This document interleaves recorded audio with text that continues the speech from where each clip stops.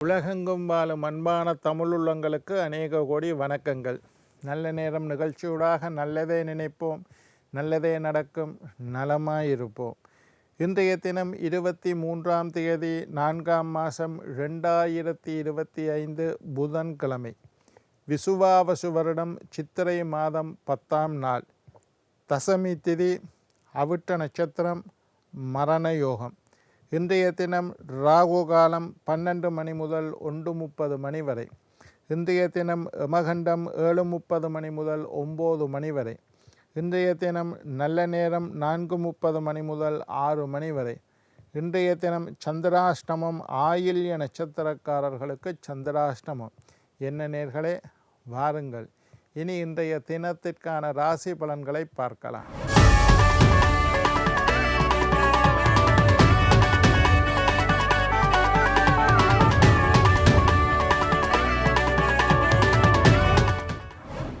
மேஷம் வரவு, ரிஷபம் நோய், மிதுனம் லாபம், கடகம் பகை, சிம்மம் செலவு, கன்னி சாதனை, துலாம் கோபம், விருச்சிகம் குழப்பம், தனுசு அசதி, மகரம் வெற்றி, கும்பம் பாராட்டு, மீனம் நன்மை.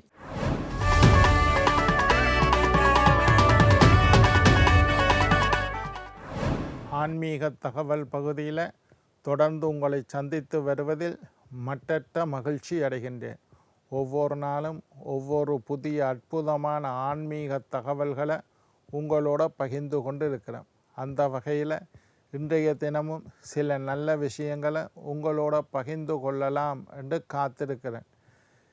எங்களுடைய நிகழ்ச்சிக்கு நீங்கள் தரக்கூடிய ஆதரவு என்னை மகிழ்ச்சி அடைய செய்கின்றது. நிறைய பேர் பார்க்குறீங்கள், நிறைய பாராட்டு, நிறைய கமெண்ட் பண்ணுறீங்கள், எனக்கு சந்தோஷமாக இருக்குது. இன்றைக்கு என்னத்தை பற்றி பார்க்க போகிறோம்னா, ராசி பலன்களை பற்றி பார்த்து கொண்டு இருக்கிறோம். இந்த பிறந்திருக்கக்கூடிய தமிழ் சித்திரை புத்தாண்டு விசுவாவசு என்று சொல்லக்கூடிய வருஷம் மேஷம் முதல் மீனம் வரையுள்ள 12 ராசியினருக்கும் எப்படி இருக்கின்றது என்றதை ஒரு நாளைக்கு ஒரு ராசி வீதமாக பார்த்து கொண்டு இருக்கிறோம்.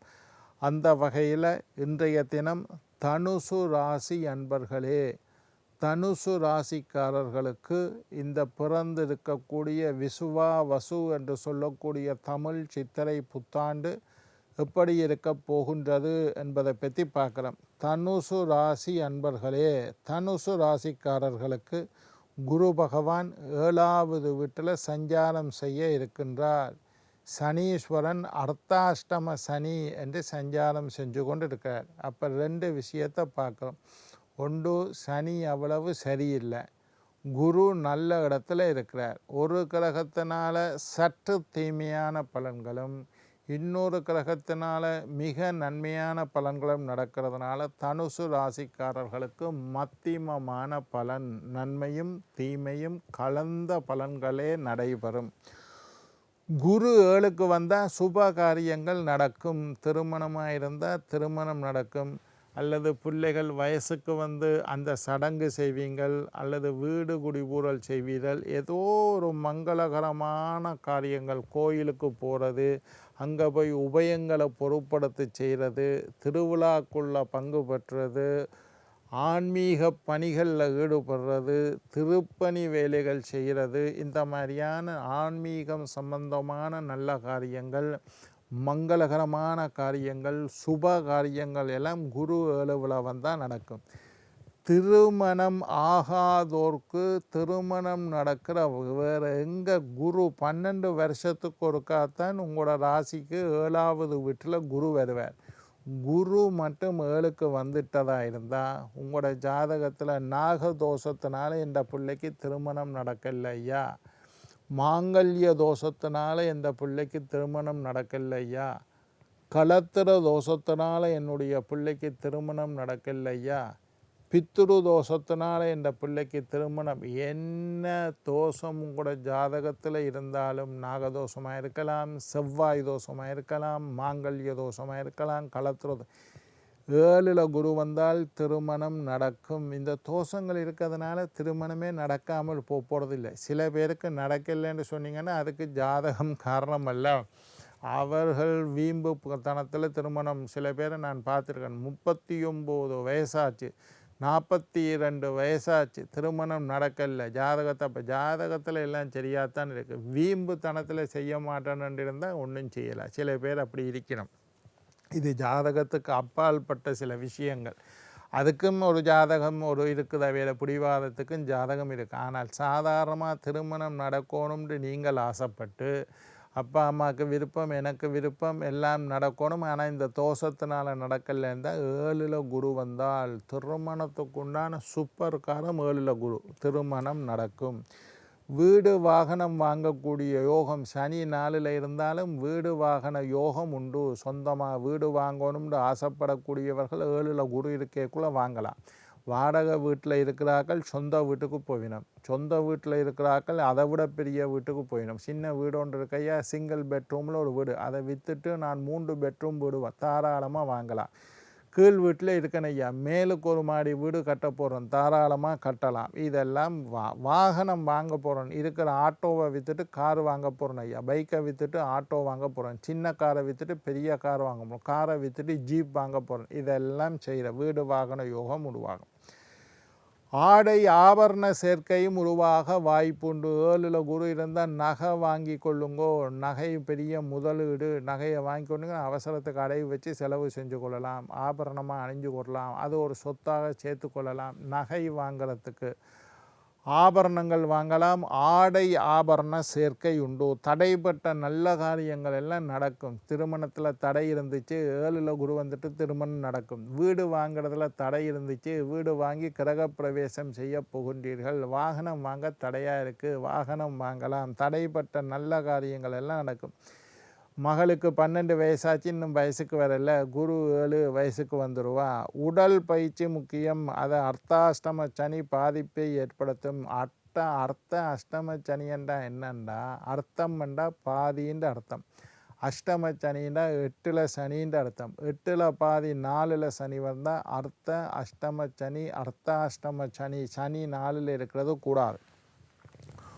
உணவு விஷயத்தில் வலு கவனமாக இருங்கோ. என்ன சாப்பிட்றீங்கள், எப்போ சாப்பிட்றீங்கள், 2 விஷயம் கவனமாக. கையில் கிடைக்குதுன்னு வாயில் போடக்கூடாது. என்ன சாப்பிடுகின்றீர்கள், எப்போது சாப்பிடுகின்ற சில உணவு. இப்போ நாங்கள் சும்மா சொல்கிறது எங்கட தமிழில், ராத்திரியில் தயிர் சாப்பிடக்கூடாது.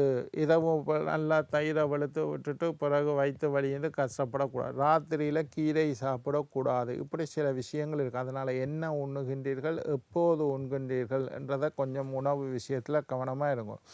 வெளிநாட்டுக்கு போகணும்னு ஆசைப்பட்டவர்களுக்கு வெளிநாட்டு யோகம் தாராளமாக உண்டு. வெளிநாட்டுக்கு போகலாம். விசாவுக்கு கொடுங்கோ, பாஸ்போர்ட்டை கொடுங்கோ, டிக்கெட்டை போடுங்கோ, வெளிநாட்டுக்கு போகிறதுக்கு வாய்ப்பு இருக்குது.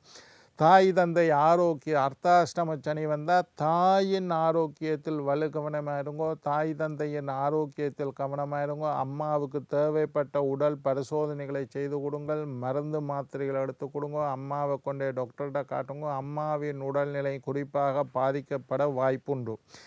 தேவையற்ற வாக்குவாதத்தை நான் எப்பவும் சொல்வது, தேவையில்லாத வாக்கு. அடுத்தவன் சண்டைக்குள்ளே நீங்கள் தலை போடாதீங்கோ. உங்களோட சண்டைக்குள்ளே அடுத்தவனை தலை போட வைக்காதீர்கள். குடும்ப பிரச்சனை குடும்பத்துக்குள்ளே இருக்கணும். 4 சிவத்தில் பிரச்சனையை முடிச்சிடணும். அடுத்தவன் வந்து பஞ்சாயத்து பண்ணி உங்களோட பிரச்சனையை தீர்க்கிற அளவு வைக்காதீங்க. நீங்களும் அடுத்தவனுடைய பிரச்சனையில் போய் தலையை போட்டு பஞ்சாயத்து பண்ணி உங்களுடைய பெயர், சண்டை பிடிச்சவன் 2 பேரும் பிறகு சேர்ந்துருவான். பஞ்சாயத்து பண்ண போன நீங்கள் வெளியில் வந்துடுவீர்கள். இதில் கொஞ்சம் கவனமாக இருங்கோ. எதிர்பார்த்த பதவி உயர்வு உண்டு, எதிர்பார்த்த சம்பள உயர்வு உண்டு, எதிர்பார்த்த இடம் மாற்றம் உண்டு, மேலதிகாரிகளின் பாராட்டு உண்டு. வேலை பளு கொஞ்சம் அதிகரித்து காணப்பட்டாலும் உங்களுடைய திறமைக்குண்டான அங்கீகாரம் உங்களுக்கு கிடைக்கும். உங்களுக்குண்டான வாய்ப்புகள் உங்களுக்கு கிடையும். உங்களை பற்றிய நல்ல விமர்சனங்கள் இருக்கும். தொழில் செய்கிற இடத்துல மேலதிகாரிகளின் பாராட்டு இருக்கும். நல்லா இருக்கும். 7ல் குரு வந்தால் வியாபாரத்திலையும் விருத்தி ஏற்படும். வியாபாரத்தில் பலவிதமான விருத்தி ஏற்படும். வியாபாரத்தில் அதிக வாடிக்கையாளர்கள் உங்களுக்கு கிடைப்பார்கள். அதிக வாடிக்கையாளர்களை ஈர்க்கக்கூடிய வழிபாடுகளை செய்வீர்கள், வழி வகைகளை செய்வீர்கள். இதெல்லாம் நல்லா இருக்குது. கணவன் மனைவியிடையே இருந்து வந்த பிரச்சனைகள் எல்லாம் முழுமையாக நீங்கிவிடும். எனக்கும் மனைவிக்கும் இடையே சின்ன மனஸ்தாபம். இப்போ ஒரு மாதமாக எங்களுக்குள்ள ஒழுங்கான பேச்சுவார்த்தை இல்லை.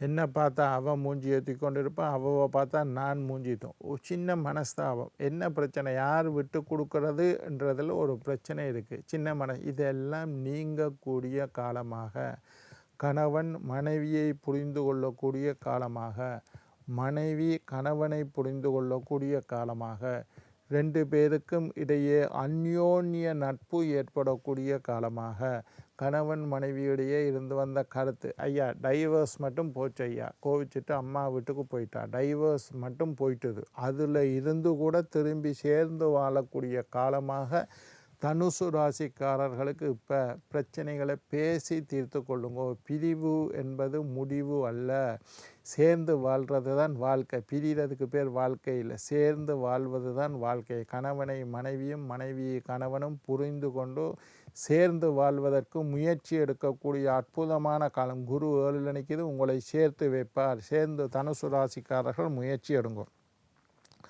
குடும்பத்தில் அந்நியர் தலையீடு கூடாது.